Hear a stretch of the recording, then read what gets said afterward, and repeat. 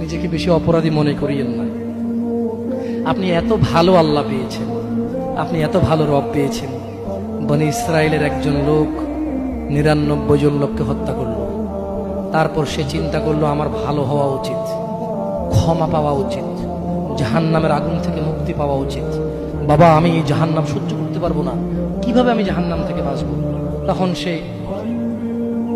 একজন জ্ঞানী লোকের খোঁজ নিল এবং জিজ্ঞেস করলো যে আমার কি ক্ষমা হবে? ওই লোকে বলল যে না না, তোমার তো ক্ষমা হবে না। একবারে তারেও মেরে কতজন পূর্ণ করলো? কিন্তু তার হৃদয়ে যন্ত্রণা কমেনি। ওই যে একটা যন্ত্রণা, কি কাজ করলে আমি ক্ষমা পেয়ে যাব, কি এমন কাজ করলে আমি আল্লাহর আযাব থেকে রক্ষা পাবো। সে আল্লাহকে প্রচন্ড ভয় পাচ্ছিল।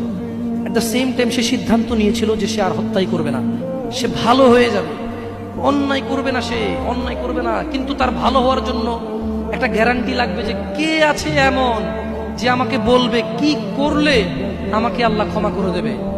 ওই লোকটা যখন মারা যায় আল্লাহ তাকে জান্নাত দিয়েছে। কেন? সে ভালো হওয়ার ইচ্ছা পোষণ করেছে। আপনিও ভালো হওয়ার ইচ্ছা পোষণ করেন, করবেন তো?